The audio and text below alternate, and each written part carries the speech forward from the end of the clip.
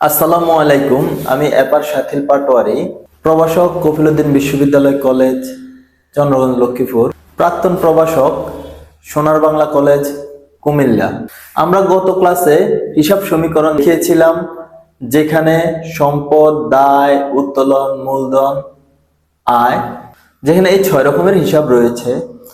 তো আজকে আমরা ওই একটা হিসাব, যার নাম হচ্ছে সম্পদ, এই সম্পদ নিয়ে ডিটেলস আলোচনা করব। তো সম্পদ সম্পদ বলতে আমরা অনেক কিছুই বুঝি। তো আসলে আমরা একটা সম্পদের সংজ্ঞা জেনে নেব। সম্পদের সংজ্ঞা হচ্ছে ভবিষ্যতে অর্থ বা আর্থিক সুবিধা পাওয়া যাবে এমন বোঝায় তাই সম্পদ। ভবিষ্যতে অর্থ বা আর্থিক সুবিধা পাওয়া যাবে এমন বোঝালেই তা সম্পদ। আচ্ছা, যেমন অনেক ধরনের সম্পদ রয়েছে। এর মধ্যে রয়েছে, আমরা যদি বলি, নগদ টাকা, ব্যাংক জমা, মজুত পণ্য, প্রদত্ত ঋণ, দেনাদার সমূহ, প্রাপ্য বিল, আসবাবপত্র, যন্ত্রপাতি,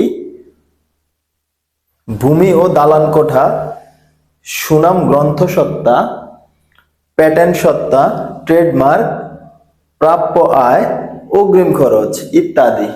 অনেক সম্পদ রয়েছে, হাজার হাজার লাখ লাখ কোটি কোটি সম্পদ আছে। তার মধ্যে যেগুলা ইম্পর্টেন্ট ওইগুলো আমরা একটু আলোচনা করলাম। তো বন্ধুরা, এখন আমরা ক্লাস করতেছি আজকে 14 তারিখ, রাত 12:15 বাজে। এখন এই মুহূর্তে আমার ক্লাস রেকর্ড করতেছি। তো তোমরা একটু মনোযোগ দিবা। সম্পদ, অনেক ধরনের সম্পদ আছে, তার মধ্যে আমরা প্রধান প্রধান সম্পদগুলো একটু আলোচনা করলাম। আচ্ছা, সম্পদকে দুই ভাগে ভাগ করা হয়েছে। একটা হচ্ছে স্থায়ী সম্পদ, আর একটা হচ্ছে চলতি সম্পদ। এখন দেখো, স্থায়ী সম্পদ কি বা চলতি সম্পদ কি, এটা আমাদের জানতে হবে। তাহলে চলতি সম্পদ, যে সকল সম্পদ থেকে 1 বছর বা তার কম সময়ের জন্য উপযোগ লাভ করা যায় তাকে চলতি সম্পদ বলে। অর্থাৎ যে সম্পদটা 1 বছর অথবা তার কম সময়ে এর থেকে উপযোগ পাবো, তাকে কি বলবো? চলতি সম্পদ। যেমন নগদ টাকা, ব্যাংক জমা, মজুদ পণ্য, প্রাপ্য বিল, প্রাপ্য হিসাব, প্রাপ্য আয় বা আয়ের বকেয়া, এবং অগ্রিম খরচ বা খরচের অগ্রিম। এগুলো হচ্ছে আমার চলতি সম্পদ। ঠিক আছে। এখন 2 নম্বরটা হচ্ছে স্থায়ী সম্পদ। এখন স্থায়ী সম্পদ আমাদেরকে চিনতে হবে। তার আগে আমরা স্থায়ী সম্পদের সংজ্ঞা জেনে নিব। যে সকল সম্পদ থেকে 1 বছরের অধিক কাল উপযোগ পাওয়া যায় তাকে স্থায়ী সম্পদ বলে। মনে রাখতে হবে, যে সকল সম্পদ থেকে 1 বছরের অধিক কাল উপযোগ পাওয়া যাবে, কি 1 বছরের বেশি, তা হচ্ছে কি স্থায়ী সম্পদ। আর 1 বছর বা তার কম হলে এটা হবে কি চলতি সম্পদ। তাহলে দেখো, স্থায়ী সম্পদ হচ্ছে কি যে সকল সম্পদ থেকে 1 বছরের বেশি সময় ধরে উপযোগ পাওয়া যায় তাকে কি বলা হয়? স্থায়ী সম্পদ বলা হয়। তো আমরা যদি দেখি, যেমন আসবাবপত্র, অফিস সরঞ্জাম, কলকব্জা ও যন্ত্রপাতি, ভূমি ও দালান কোঠা, সুনাম, গ্রন্থসত্তা, পেটেন্ট সত্তা, ট্রেডমার্ক এবং ইজারা সম্পত্তি ইত্যাদি। এছাড়াও অনেক হাজার হাজার স্থায়ী সম্পদ আছে, হাজার হাজার চলতি সম্পদ আছে। তো আমরা মোটামুটি যেটা ইম্পর্টেন্ট বা কমন সম্পদগুলো আমরা এখানে উল্লেখ করলাম। আমরা যখন চূড়ান্ত হিসাবে সম্পদ পাশটা করব, এই 2 প্রকারের সম্পদের বাহিরেও আমাদের আরেকটা প্রকার সম্পদের ধাপ আসবে। ওইটাকে বলবো দীর্ঘমেয়াদী বিনিয়োগ। দীর্ঘমেয়াদী বিনিয়োগ অর্থাৎ আমরা যদি কাউকে ঋণ দিই 1 বছরের বেশি সময়ের জন্য, তাকে আমরা কি বলবো? দীর্ঘমেয়াদী বিনিয়োগ।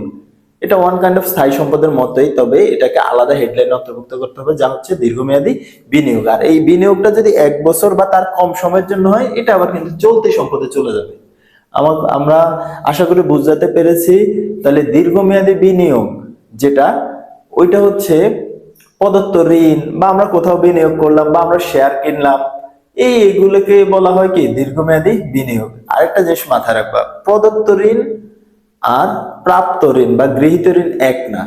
আমি প্রদত্ত ঋণ, আমি কাউকে ঋণ দিছি, মানে এটা আমার বিনিয়োগ, এটা আমার বিনিয়োগ। আর আমি কারো কাছ থেকে ঋণ গ্রহণ করেছি, এটা আমার জন্য দায়।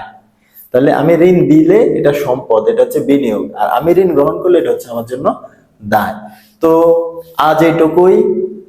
আমার পাশে থাকবে, সাথে থাকবে ইনশাল্লাহ। আমরা স্টেপ বাই স্টেপ পুরা হিসাব বিজ্ঞান, ফিন্যান্স এবং এরই ধারাবাহিকতায় বিবিএ, এমবিএ, বিবিএস এর সকল গাণিতিক বিষয়, principal of accounting, principal of finance, business mathematics, business statistics, management accounting, financial management etcetera সকল গাণিতিক বিষয় সলিউশন আস্তে আস্তে আমরা দিয়ে যাব। তো তোমরা আমার জন্য দোয়া করবা। আজকের জন্য এইটুকুই। সবাইকে শুভেচ্ছা ও অভিনন্দন জানিয়ে শেষ করলাম। আসসালামু আলাইকুম ওয়া রাহমাতুল্লাহি ওয়া বারাকাতুহু।